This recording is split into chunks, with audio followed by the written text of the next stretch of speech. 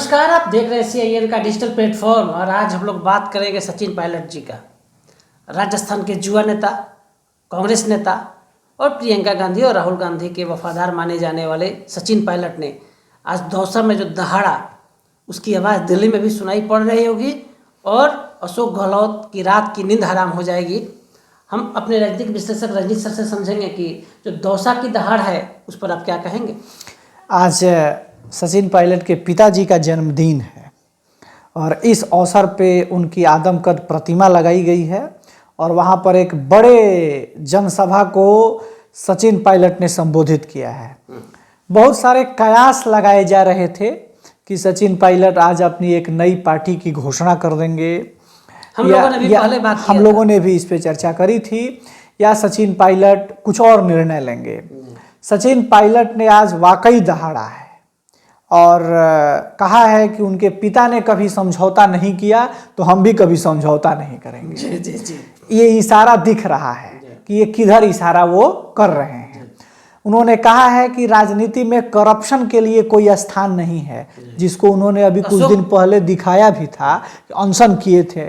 बिल्कुल ठीक कह रहे हैं आप। अशोक गहलोत पर सीधा इशारा अशोक गहलोत पे है, क्योंकि उस सरकार के खिलाफ वे अनशन पे बैठे हुए थे कुछ दिन पहले।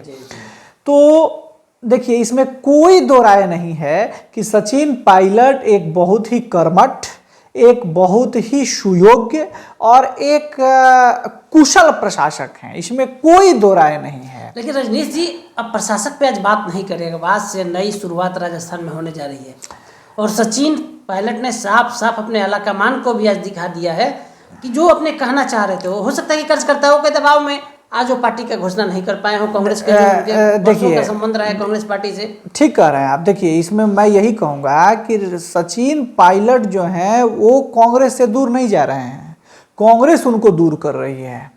पिछले 4 साल से भी तो अशोक गहलोत ने यही कर रही है, क्योंकि अशोक गहलोत भी उनको एक दूसरे के साथ सामंजस्य नहीं है। दूसरी तरफ आलाकमान तो इतना कमजोर और इतना निष्क्रिय है कि वो किसी भी प्रकार के अपने निर्णय को, समझौते को, संधि को वो लागू ही नहीं करा पाता है। तो इन आलाकमान की इसी कमजोरी का फायदा अशोक गहलोत उठाते रहे हैं और सचिन पायलट को दरकिनार किया जाता रहा है। और आज हम एक बात और अपने CIN के प्लेटफॉर्म पर आपसे जानना चाहेंगे रजनीश जी। आप सचिन पायलट को बड़ा करीब से समझते हैं, राजनीतिक उनके अनुभव को, राजनीतिक सीख को, राजनीतिक काम को उनके। सचिन पायलट ने अपना अनशन का भी 15 दिन का टाइम बाउंड दिया था कि 15 दिन में हमारा सुनवाई नहीं हुआ तो हम ऐसा करेंगे, वैसा करेंगे, वैसा करेंगे। अशोक गहलोत ने साफ कर दिया कि उनकी कोई बातें नहीं सुनी जा रही है।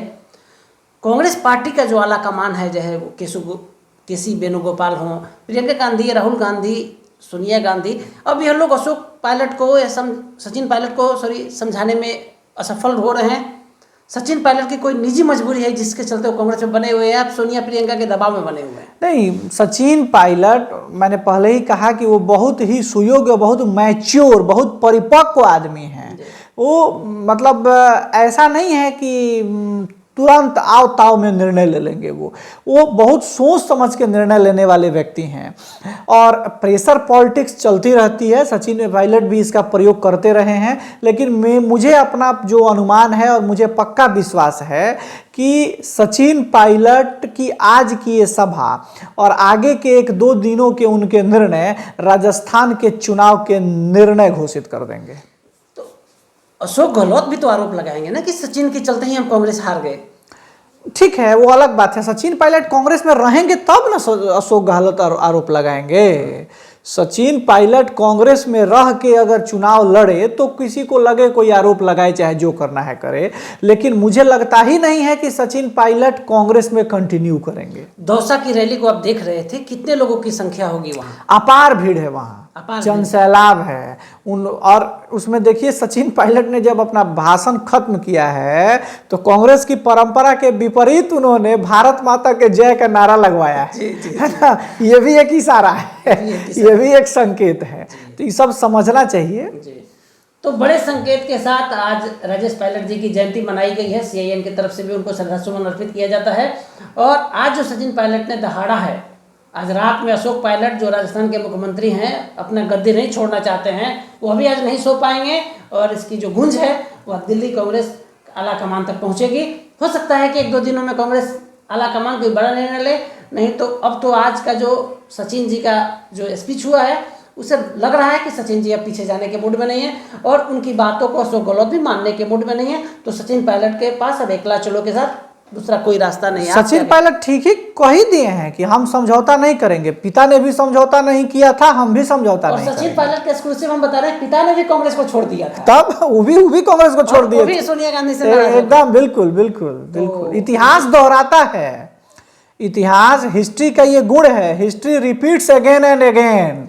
इतिहास जो है लगातार अपने को दोहराता है। तो अब दर्शक को आप बता दिए कि फाइनली कि इतिहास दोहराता है, बिल्कुल, सचिन कांग्रेस में बिल्कुल। होने जा वो रहा है, होने जा रहा है। और कांग्रेस के आला कमान की कमजोरी के एकदम एकदम तो रजनीश सर ने बता दिया, पॉलिटिकल विश्लेषक हैं CNN के डिजिटल प्लेटफॉर्म के, और यूथ पॉलिटिशियंस को बड़ा माधवराव सिंधिया के बेटे ज्योतिराज सिंधिया हो, सर राजेश पायलट साहब के बेटे सचिन पायलट हो, बड़े बड़े जो पॉलिटिशियंस के बेटे हैं उनको गहरी नज़रों से देखते हैं। अपने इनके पास त्रिनेत्र है, एक ऐसा आंख रखे हैं जिससे उनको हमेशा रीड करते रहते हैं, उनके कार्यकलाप को पढ़ते रहते हैं। और अब इन्होंने साइन कर दिया कि अब सचिन पायलट कंप्रोमाइज़ करने के मूड में नहीं है।